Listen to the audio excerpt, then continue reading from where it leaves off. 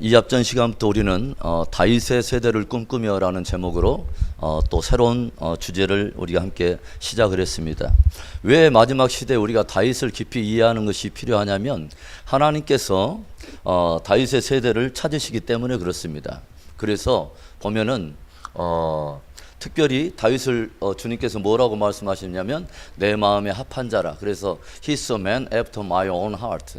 내 마음을 쫓아오는 자라고 주님께서 말씀하시는데, 성경에 2930명의 사람들 중에 그 많은 칭호를 받고 아브라함에게는 나의 친구라고 말씀하시고 모세에게는 온 지면에 가장 그 온유함이 승하다라고 칭찬하셨는데, 다윗처럼 그렇게 정말 영화로운 이름, 정말 부러운 이름을 가진 그런 사람이 없다는 생각을 합니다. 이것은 주님께로부터 친히 인정해 주신 놀라운 칭호이기 때문에 그는 내 마음을 합한 자라. 그래서 내가 그를 통하여 내 마음에 원하는 뜻을 다 이루시리라. 아주 깊은 인사이트를 주는 거죠. 주님께서는 누구를 통해서 일하느냐? 그의 마음을 쫓아오는 자를 통해서 일한다고 하는 것입니다.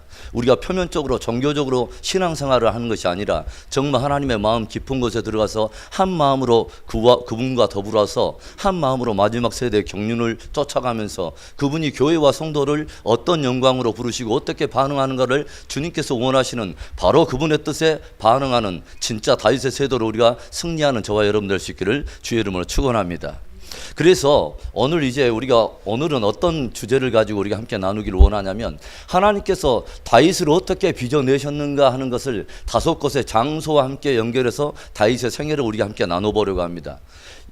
다윗의 세대를 주님께서는 똑같이 다윗이 행했던 이 장소 속에 하나님께서 그를 빚어내셨던 모든 그런 과정을 우리에게, 그 프로세싱을 통해서 우리를 빚어내실 것이기 때문에 우리에게도 이 동일한 과정을 쫓아가는 것은 너무도 아주 중요한 연구라는 생각을 해봅니다. 다윗의 뜻은, 이름의 뜻은 뭐라고 그랬냐면 사랑을 받는 자, 사랑스러운 자. 적어도 연인의 관계에서 이성적인 사랑이 아니라 적어도 그 대상이 영적 연인인 하나님께로부터 사랑을 받는 자, 하나님께로부터 사랑하는 자. 그래서 다윗이 뭐라고 고백하냐면 나의 힘이 되신 여호와여 내가 주를 사랑하나이다. 끊임없이 하나님과의 사랑 안에서 자기의 믿음을 평가하고 자기의 정체성을 하나님과의 사랑의 관계에서만 늘 자기를 규명했던 소중한 사람이 다윗이라고 하는 거죠.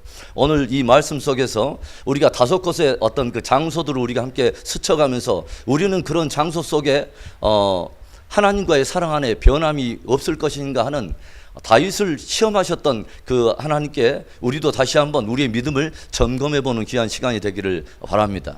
제일 먼저 장소구나, 하나님께 부름받았던 다윗의 첫 번째 장소가 어디냐면 다윗이 태어났던 곳 어디입니까? 베들레헴입니다. 특별히 베들레헴은 아주 영적인 그 의미가 아주 중요한 것이죠. 베드라고 하는 뜻은 뭐냐면 집이라고 하는 뜻이고, 헬렘 또는 이것은 뭐냐면 떡이란 뜻이죠. 그래서 떡집이라고 하는 뜻이죠. 유대의 베들레헴, 유다라고 하는 뜻은 어떤 뜻이냐면 찬송이라고 하는 뜻이죠. 그래서 유대 베들레헴, 찬송이 있고 생명의 말씀이 있는 곳에서 다윗이 태어났고, 그 뒤에 다윗의 위를 쫓아서 누가 태어나냐면 예수 그리스도가 태어나신다고 하는 거죠. 그래서 이 베들레헴이라고 하는 장소는 다윗에게는 매우 아주 중요한 장소인데 이곳에서 하나님께 부름을 받습니다. 그런데 이곳에서 다윗의 하나님을 향한 하나님의 그 헌신, 하나님을 향한 다윗의 헌신이 무엇에 의해서 평가를 받냐면 2가지 의해서 평가를 받습니다. 무엇이냐면 가까운 사람들로부터의 거절 속에서, 첫 번째는 무엇을 경험하냐면 가까운 사람들로부터의 거절을 경험하고, 두 번째는 아무도 알아주지 않는 지극히 작은 일상 속에서 하나님을 사랑하는 그 사랑에 대한 헌신이 여전한가 하는 것을 제일 먼저 평가를 받는다고 하는 것이죠. 그래서 이것은 아주 중요한 것입니다. 하나님은 어떤 사람을 주목하고 어떤 사람을 부르시냐, 가까운 사람들과의 거절 속에서도 때로는 지극히 일상적인 하찮아 보이는, 자기에게 위탁된 일이 지극히 하찮아 보이는 그 일상 속에서도 성실한가, 충성된가를 제일 먼저 주님이 평가하신다고 하는 것이죠.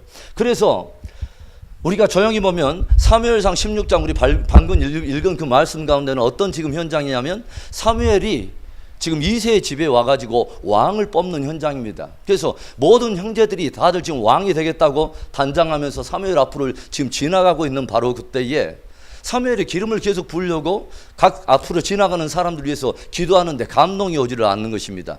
한때는 뭐요? 첫 번째 엘리압을 지날 때는 마음속에 사무엘이 외모만 보고 마음속에 바로 이 사람이다 라고 말하는데 하나님께서 책망을 하시죠. 나 여호와는 사람의 보는 것 같이 외모를 보지 않는다. 나 여호와는 마음의 중심을 본다. 마음을 보겠다는 거죠. 마음을 쫓아오는 자, 정말 그 마음 속에 하나님을 마음으로 쫓아오고 마음으로 사랑하는가를 주님께서는 보시겠다고 하는 거죠. 그래서 모든 형제들이 다 지나가고 이제 다 지나가고 다른 형제들이 없는 그때 사무엘이 뭐라고 물었냐면 당신의 아들들이 다 여기 모인 사람들이 다입니까? 이때 아버지조차도 그 존재의 의미를, 그 존재의 가치를 잠깐 잊고 있었던, 형제들은 아예 그냥 팽개치고 아예 그 존재를 무시해버렸던 제일 막내가 그때 생각이 나는 거죠. 말째가 하나 남았습니다. 말째가 하나 남았는데 그가 뭐예요? 들에서, 광야 빈들에서 무엇을 하냐면 양을 치고 있나이다 라고, 이것이 제일 먼저 사무엘이 본 다윗의 모습입니다.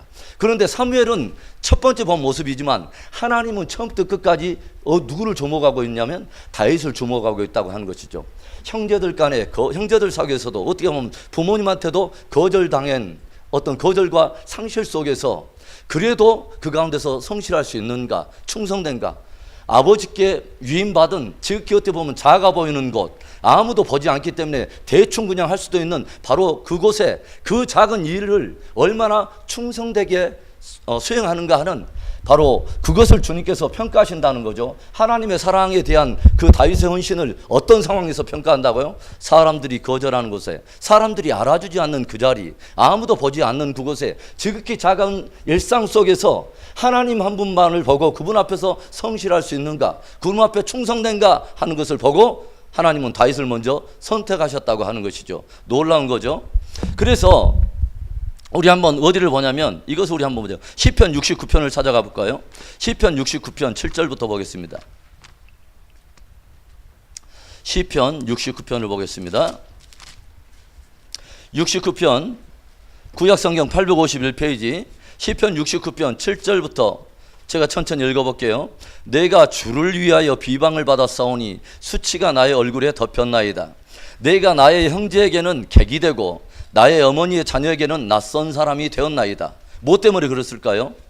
9절에 주의 집을 위하는 열성이 나를 삼키고 주를 비방하는 비방이 내게 미쳤나이다. 내가 곡하고 금식하였더니 그것이 도리어 나의 역이 되었으며 내가 굵은 배로 내 옷을 삼았더니 내가 그들의 말거리가 되었나이다. 야, 꼭 그렇게 믿어야 돼? 왜 그렇게 너만 그렇게 금식하고 너만 꼭 기도하는 것처럼 그렇게 생색을 내는 거야? 주를 향해서 주의 집을 향한 열심을 가졌더니 그것이 나에게 오히려 비방거리가 되고 형제가 오히려 그것들 가지고 참수하더라고 하는 것이죠. 아무도 보지 않는 것에 적절히 일하면 되지 왜 그렇게 너만 유별나게 난리야? 라고 다른 사람들이 비방하더라는 거죠. 주의 집을 향한 나의 열심이 오히려 비방을 하고 형제들에게 오히려 참소를 당하는 비방거리가 되었다. 나의 경건의 어떤 그런 하나님을 향한 사랑과 헌신이 오히려 형제들에게 잊혀진 바 되고 그렇게 오히려 그렇게 조롱한 바가 되었다고 하는 것이죠. 그 가운데도 하나님을 정말 사랑하는가를 바로 그 자리에서 베들레헴에서 평가를 받고 있다고 하는 거죠. 또 하나를 찾아가 볼까? 27편 시편 27편을 보겠습니다. 27편 10절 시편 27편 820페이지 27편 10절에 내 부모는 나를 버렸으나 여호와는 나를 영접하시리이다. 그래서 거절 속에서 많은 사람들이 거절하는 그 가운데 다윗 안에는 뭐가 서서히 빚어지기 시작하냐면 모든 사람들이 나를 알아주지 않아 라고 하는 것에 그 상황 속에서 반응하면서 불평하는 것이 아니라 다윗은 색다르게 반응하는데 사람들은 알아주지 않아도 돼 라고 뭐요? 누구 한 분을 강하게 붙드는 하나의 계기가 되냐면 그 가운데 사람들은 나를 버렸으나 주 여호와는 나를 영접하시리다 하고 주님께 오히려 다가가는 신실한 믿음을 갖기 시작했다고 하는 것이죠. 그리고 또 하나를 보면 시편 38편을 보겠습니다. 시편 38편에 11절 12절 830페이지 시편 38편 11절과 12절 내가 사랑하는 자와 내 친구들이 내 상처를 멀리하고 내 친척들도 멀리 섰나이다. 내 생명을 찾는 자가 올무를 놓고 나를 해하려는 자가 괴악한 일을 말하여 종일토록 음모를 꾸미오나 나는 못 듣는 자같이 듣지 아니하고 말 못하는 자같이 입을 열지 아니하오니 나는 듣지 못하는 자 같아서 내 입에는 반박할 말이 없나이다. 나의 사랑하는 자와 친구들이 나의 상처를 멀리하고 친척들도 멀리한다는 거죠. 내가 말쟁이기 때문에 존재감을 인정해 주지 않고 광야 빈들에서 어떻게 보면 어떤 하찮아 보이는 그런 일을 한다고 많은 사람들은 주목하지 않고 저들의 비방 소리에도 나는 사실은 반박할 말이 없다고 하는 거죠.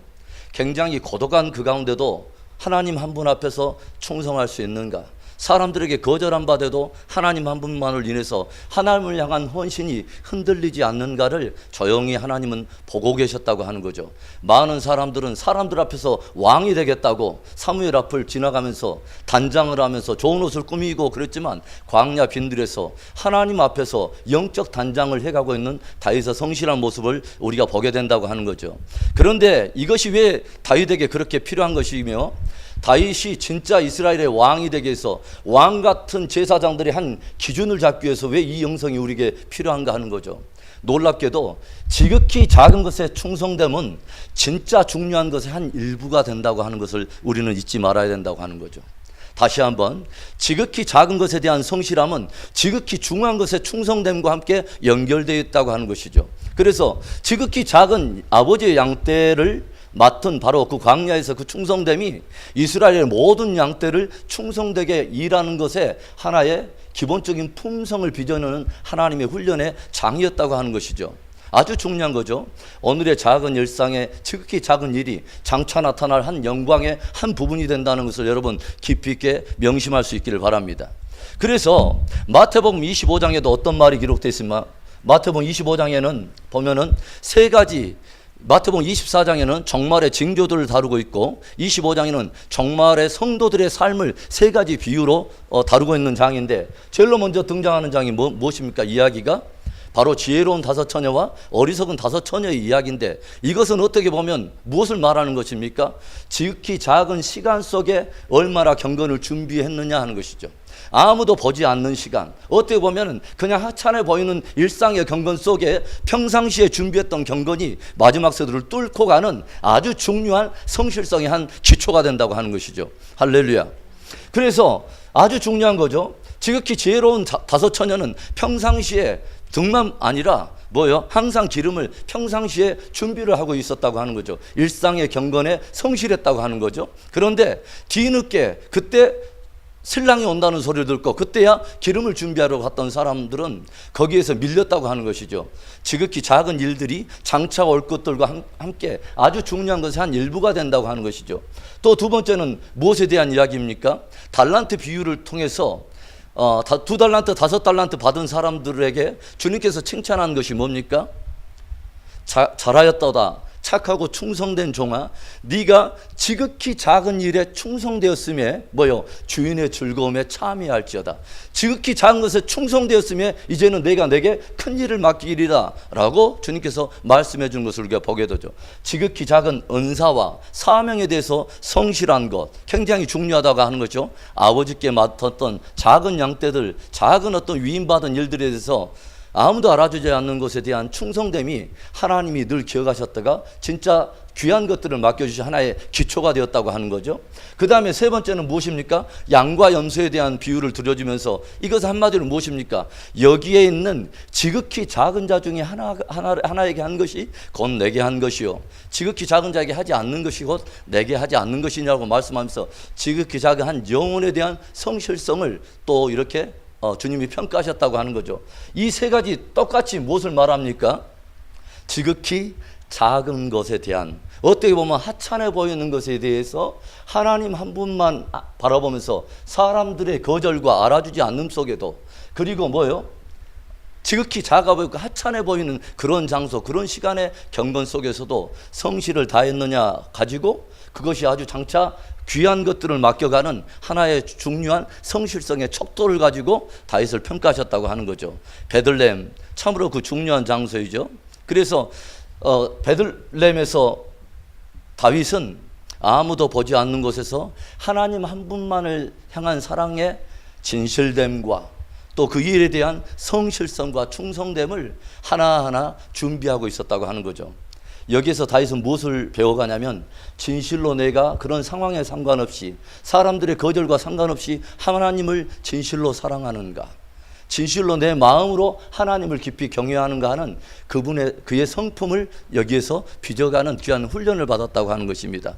베들레헴, 우리를 빚어가시는 하나님의 축복된 장소인 줄로 믿습니다. 자, 그 다음에 두 번째 장소는 어디입니까? 기브아라고 하는 곳입니다. 기브아는 어디를 말하냐면 그 사무엘상 18장부터 20장의 그 내용인데요.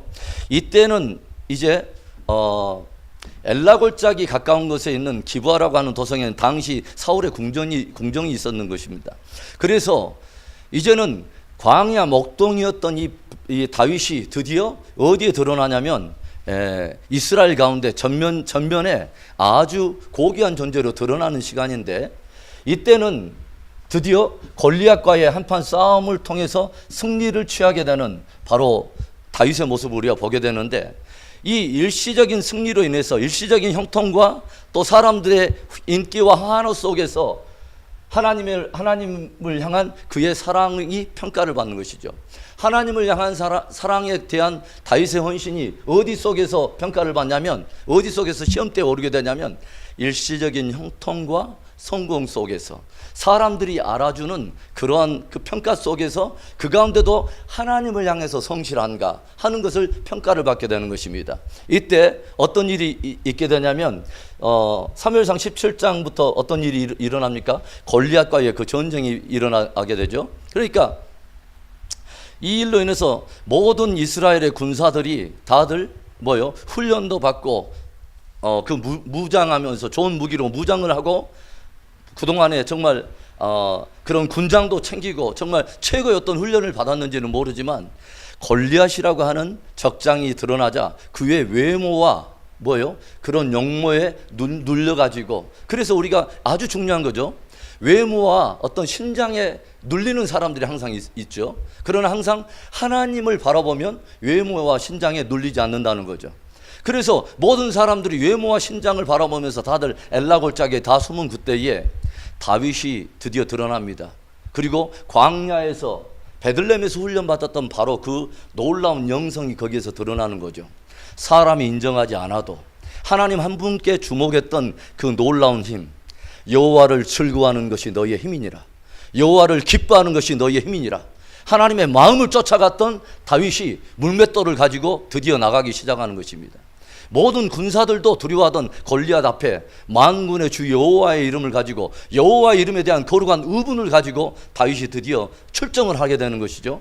그래서 드디어서 이때 골리앗을 말 그대로 골 때리게 죽여불잖아요. 그래서 돌려가지고 돌로 그냥 말 그대로 돌 맞으니까 골 때리게 이렇게 승리했던 이 다윗이 이것으로 인해서 어마어마한 일시적 형통과 성공이 찾아옵니다.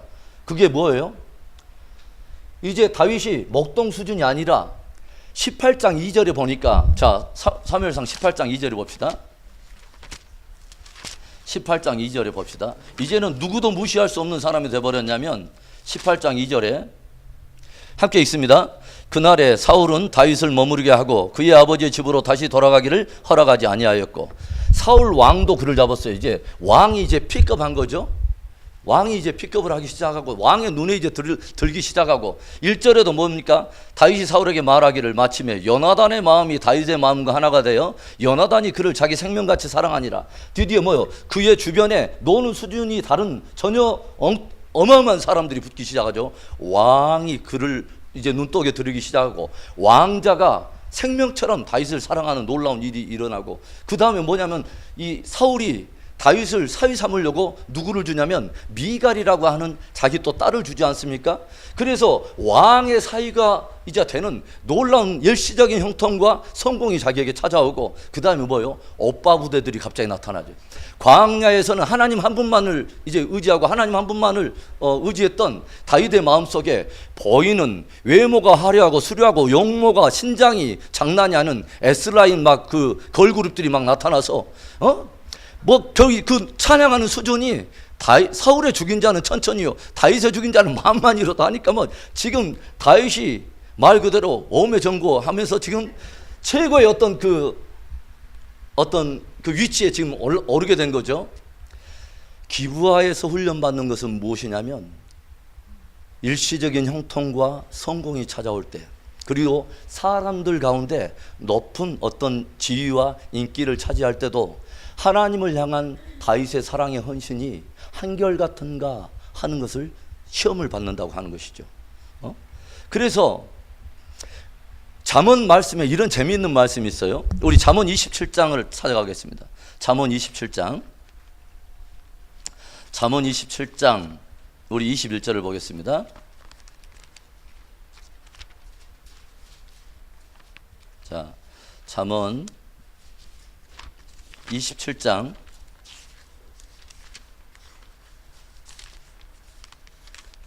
자, 21절을 보겠습니다. 942페이지 함께 읽어보죠. 시작. 도가니로 은을, 풀무로 금을, 칭찬으로 사람을 단련하느니라. 참 의미 있는 말이죠. 예. 칭찬으로 사람을 단련하느니라. 그러니까 뭐냐면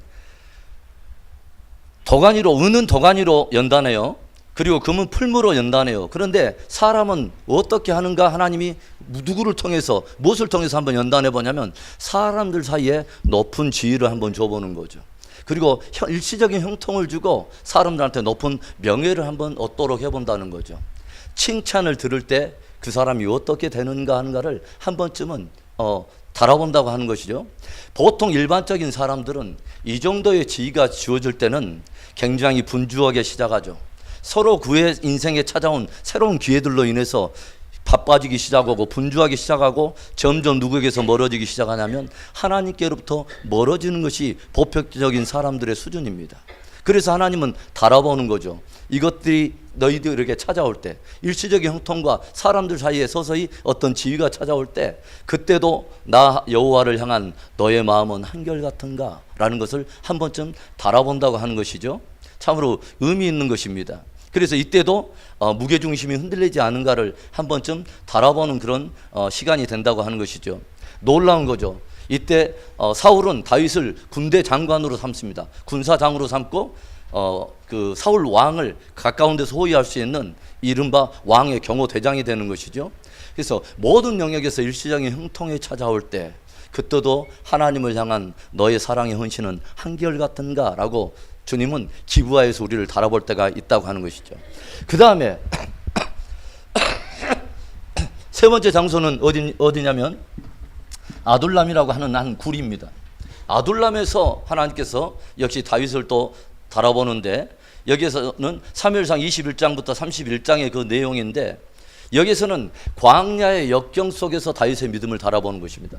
광야의 역경 속에서 잘 나가는 형통하는 일시적 형통이 찾아온 다윗이 갑자기 곤두박질하는 쓰라린 역경의 사망의 음침한 골짜기로 처지는 그런 어떤 어려움 속에 들어가는 거죠. 사망의 음침한 골짜기.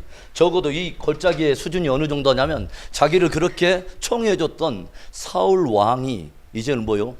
악신이 들려가지고 수준이, 악신이 들린 리더십 밑에서 도망다니기 시작하는데 보니까 3천 군사를 이끌고 다윗 하나 못 잡아가지고 온 땅에 거의 계엄령 수준을 내려가지고 모든 군대들을 촉각을 세워가지고 다윗이 어디 있는가를 계속 추적하면서, 여러분 생각해 보세요.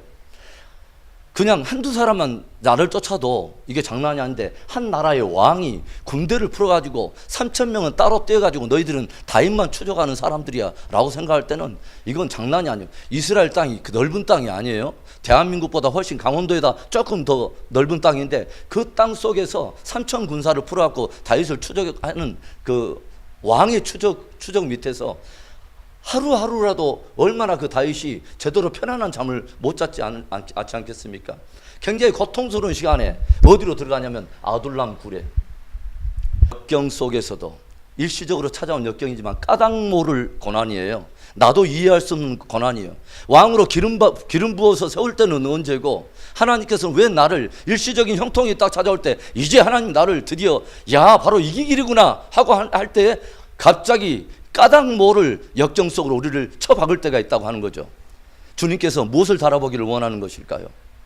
까닭 모를 원인이 찾아올 때 왜 하나님은 Why 왜 하나님 나에게 이런 고통을 주십니까? 라고 상황에 반응하면서 네거티브한 부정적인 시각으로 하나님을 향한 곡해와 원망으로 절망에 빠져버릴 것인가? 아니면 그 가운데도 하나님의 섭리에 반응하면서 그 역경 속에서도 하나님이 나를 이끌으실 하나님의 플랜을 신뢰하면서 따라갈 것인가 하는가를 주님은 달아보겠다고 하는 거죠. 적지 않은 시간이에요. 7년이라고 하는 시간을 쫓겨다닙니다. 어마어마한 시간을 쫓겨다니는 거죠. 그래서 이 광야의 여정이죠. 놀라운 것입니다. 그런데요, 여러분, 이 광야의 이 역경 속에 다윗을 연단하시는 하나님의 계획은 참으로 놀라운 거예요. 하나님이 장차 왕이 될 이 다윗을 어디 세미나리로 딱 놓느냐면은 그냥 이스라엘의 전체 지리를 알 수 있는, 지리를 배울 수 있는 학교로 들어간 게 아니라 직접 그 땅을 받도록 만드신다고 하는 거죠. 자기가 다스릴 그 광야의 그 땅, 특별히 드러나지 않는 골짜기가 어디였고 역경의 골짜기, 어떤 소외된 사람들의 살아가는 어려운 부분을 보기 시작했다고 하는 거죠. 결코 어디예요? 기브와 왕궁에서는 볼 수 없는 그 사람들이 찾아옵니다. 어디로? 아둘람 굴로. 원망하는 자, 원통한 자, 빚진 자, 억울한 자, 이런 사람들이 400명이 아둘람 굴에 찾아와요. 왕궁에서는 만날 수 없는 사람들. 그래서 왕으로 하여금 장차 왕이 될 사람에게 백성들의 어려움을 살피게 만들고, 사막의 어두운 골짜기, 광야가 어디인고 또 골짜기가 어디에 있는가, 자기가 다스릴 영토의 사각지대를 조차 직접 몸으로 밟아가면서 그 땅을 주님께서 연구하게 하시고 그 땅을 직접 취하도록 밟아가면서 그 땅을 배울 수 있도록 하셨다고 하는 것이죠. 참으로 놀랍지 않습니까? 그러한 그 가운데, 그런 자기도 모를 까닭 모를 그런 그 고난 속에서도 하나님을 향한 그 마음은 신실한가, 이것을 주님이 우리에게 달아볼 때가 있다고 하는 것이죠. 예. 일시적인 형통이 찾아올 때는 믿음 지킬 수 있어요. 그런 상황 속에서 하나님은 좋으신 하나님이라고 우리가 찬양하면서 감사할 수 있는데, 과연 아둘람 골에서도 하나님을 찬양할 수 있는가? 굴 속에서, 사망의 음침한 골짜기, 그 굴 속에서 하나님을 찬양할 수 있는가? 그런데 놀랍게도 시편의 고백들을 대부분 보면 아둘람 굴 속에서 하나님을 찬양했던 다윗의 노래가 드디어 하나님을 영화롭게 하기 시작하죠. 기브아에서 드렸던 찬양보다 하나님 앞에 값진 찬양은 아둘람 굴에서 고난의 역경 속에서 하나님 앞에 변함없이 하나님은 나를, 베들레헴에서도 나의 예배를 받으시고 기브아에서도 나의 예배를 받으셨지만 고난의 역경, 아무도 모르는 그 음침한 골짜기, 어떻게 보면 모든 사람들에게 이제는 잊혀져 버린 바로 그 자리, 비천해진 바로 그 자리에서 하나님 앞에 드렸던 신실했던 다윗의 예배를 더 영화롭게 받으신 줄로 믿습니다. 아둘람 굴에서 하나님께서는 우리의 사랑을 평가할 때가 있다고 하는 거죠. 우리의 하나님을 향한 헌신의 농도가 흔들리지 않았는가, 무게중심이 흔들리지 않았는가를 주님이 우리를 달아보실 때가 있다고 하는 것입니다. 얼마나 놀라운 것입니까?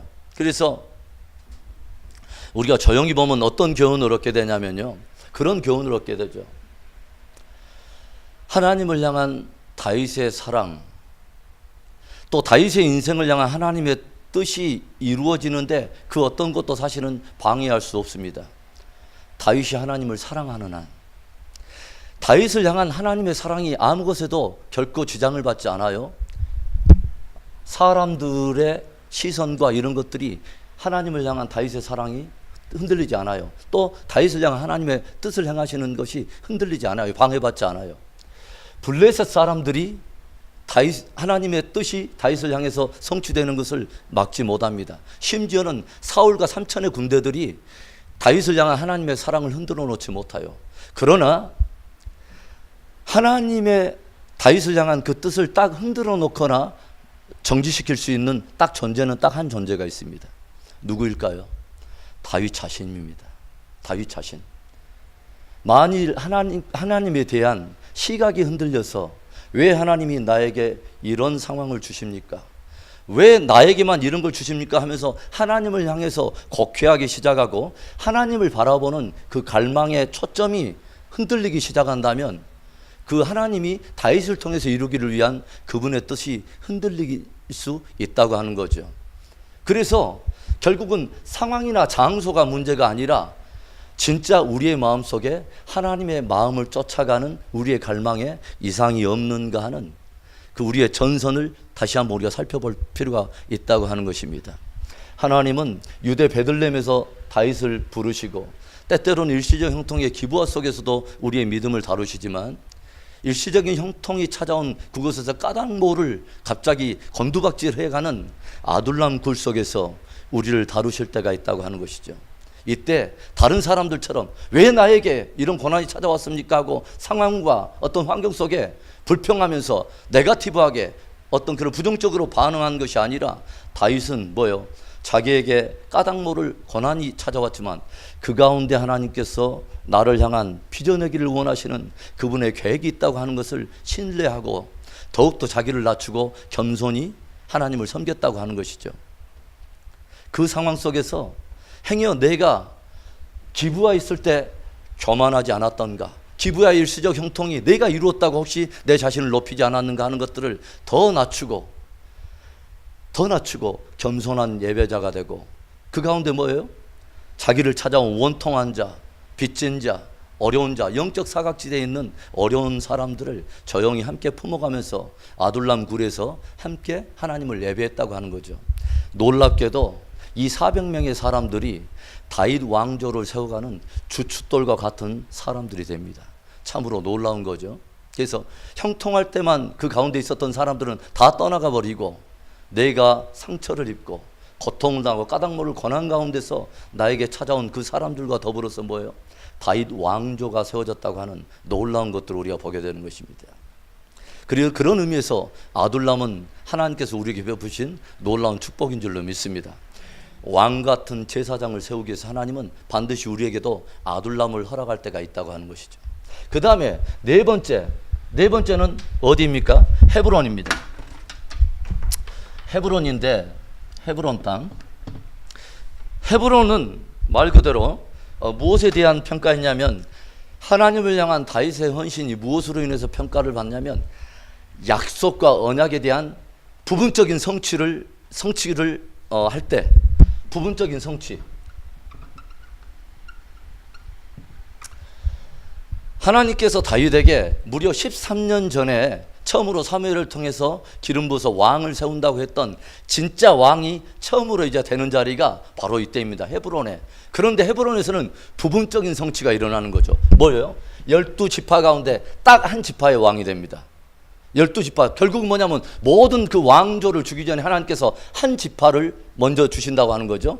부분적인 언약의 성취가 우리에게 주어질 때 12지파 중에 한 지파가 어디예요? 유다 지파의 왕이 되도록 하신다고 하는 거죠. 그래서 이때 하나님께서 무엇을 다루시냐면 말 그대로 목동이었을 때나 또는 왕궁에 있었을 때나 아니면 도망자들로 신세가 전락해서 굴 속에 있었을 때나 이제 뭐요? 부분적인 애언이 성취돼서 드디어 뭐요? 왕복을 입었을 때 다윗의 순결함은 한결같은가 하는 것을 달아본다고 하는 거죠. 부분적인 애언의 성취가 주어졌을 때 우리가 겸손한가를 주님께서 찾아보겠다고 하는 거죠.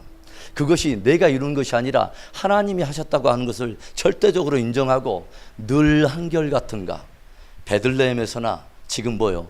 헤브론에서나 한결같은가를 주님은 바라보시겠다고 하는 것이죠. 그래서 부분적인 애언의 성취가 찾아왔을 때 우리가 하나님을 향해서 순종하는 것을 늘 우리가 흔들리지 않아야겠다고 하는 거죠. 그리고 마지막에는 이제 다섯 번째는 어디냐면은 바로 예루살렘입니다. 예루살렘은 말 그대로 뭐요? 언약의 완전한 성취죠. 완전한 성취. 12지파의 이제 완전한 왕이 됩니다. 완전한 성취. 모든 축복이 이제 완성이 되고 하나님께서 주시기로 한 모든 것들을 하나님께서 다 주셨을 때 말입니다. 그래서 여기에는 사무엘하 6장부터 24장의 내용입니다. 참고로요, 베들레헴은 16장, 17장 사무엘상, 그 다음에 기브아는 18장부터 20장, 그 다음에 아둘람의 이야기는 사무엘상 21장부터 31장, 그 다음에 헤브론의 이야기는 사무엘하 2장부터 5장, 사무엘하 2장부터 5장. 그 다음에 예루살렘의 이야기는 6장부터 24장입니다. 사무엘하 6장부터 24장. 그래서 우리가 이때 하나님이 이제 무엇을 다루시냐면 모든 것이 이제 다 됐다고 생각해서 이제 모든 약속을 다 성취해 주시고 약속한 모든 영광과 축복을 다 주셨을 때 그 사람이 그것을 잘 감당하느냐 하는 거죠. 그런데 우리가 하나 기억할 것은 다윗이 많은 축복 속에서도 가장 많은 미혹을 받았을 때가 바로 이때였고, 가장 많은 축복 속에서 가장 치명적인 인생에 바로 실수를 한 때가 바로 이때였다고 하는 거죠. 그래서 형통할 때가 굉장히 조심할 때라고 하는 거죠. 우리가 보면은 신명기 8장을 우리 보겠습니다. 신명기 8장이 어떤 말씀으로 교훈하는지. 신명기 8장 11절부터 보겠습니다. 신명기 8장 11절부터 14절의 말씀, 우리가 잘 알고 있는 말씀인데, 이것은 모세가 이스라엘 백성들로 하여금 먼저 가나안 땅을 밟기도 전에 광야에서 일어난 제2세대 애들에게 먼저 경고한 말씀 중에 하나입니다. 미리 차지하기도 전에 제2세대들에게 너희들이 앞으로 이렇게 될 때 이것을 조심하라고 주었던 말씀인데, 11절부터 14절까지 우리 한 목소리로 읽어볼까요? 시작. 내가 오늘 내게 명하는 여호와의 명령과 법도와 규례를 지키지 아니하고 내 하나님 여호와를 잊어버리지 않도록 삼갈지어다. 내가 먹어서 배부르고 아름다운 집을 짓고 거주하게 되며 또 내 소와 양이 번성하며 내 은금이 증식되며 내 소유가 다 풍부하게 될 때에 내 마음이 교만하여 내 하나님 여호와를 잊어버릴까 염려하노라. 여호와는 너를 애굽 땅 종되었던 집에서 이끌어내 계속 있습니다. 너를 인도하여 그 광대하고 위험한 광야 곧 불뱀과 전갈이 있고 물이 없는 간주한 땅을 지나게 하셨으며 또 너를 위하여 단단한 반석에서 물을 내셨으며 내 조상들도 알지 못하던 만나를 광야에서 너에게 먹이셨나니 이는 다 너를 낮추시며 너를 시험하사 마침내 내게 복을 주려 하심이었느니라. 그러나 내가 마음에 이르기를 내 능력과 내 손의 힘으로 내가 이 재물을 얻었다 말할 것이라. 내 하나님 여호와를 기억하라. 그가 내게 재물 얻을 능력을 주셨음이라. 이같이 하심은 내 조상들에게 맹세하신 언약을 오늘날과 같이 이루려 하심이니라. 내가 만일 내 하나님 여호와를 잊어버리고 다른 신들을 따라 그들을 섬기며 그들에게 절하면 내가 너희에게 증거하느니 너희가 반드시 멸망할 것이라. 여호와께서 너희 앞에서 멸망시키신 민족들같이 너희도 멸망하려니 이는 너희가 너희의 하나님 여호와의 소리를 청종하지 아니함이니라. 아멘. 그래서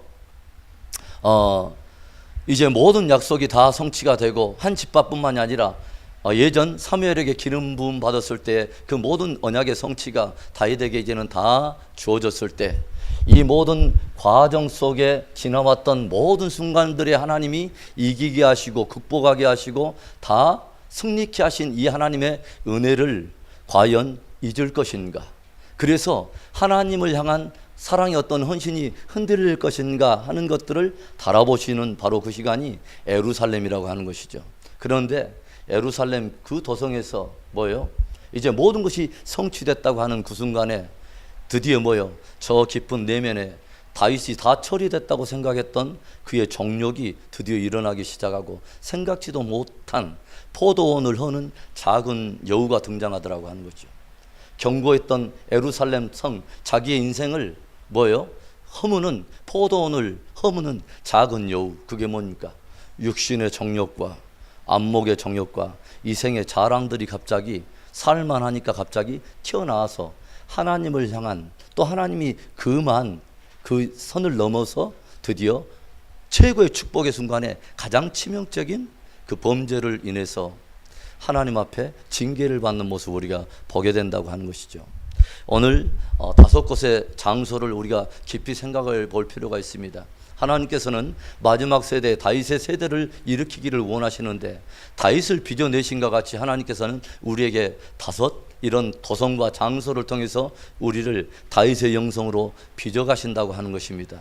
우리가 지금 어디에 와 있는지 저는 알 수 없지만 바로 그곳에서 하나님을 향한 중심이 흔들림이 없는가를 다시 한번 우리가 점검하고, 목동에 있을 때 베들레헴에서나 아니면 일시적인 형통이 찾아올 때, 까닭모를 고난의 아둘람고로 우리가 들어갈 때, 그리고 언약의 성취가 부분적으로 찾아오고 마침내 그 모든 영광이 찾아왔을 때, 상관없이, 환경에 상관없이 하나님을 신실하게 예배하는 저와 여러분 될 수 있기를 주의 이름으로 축원합니다.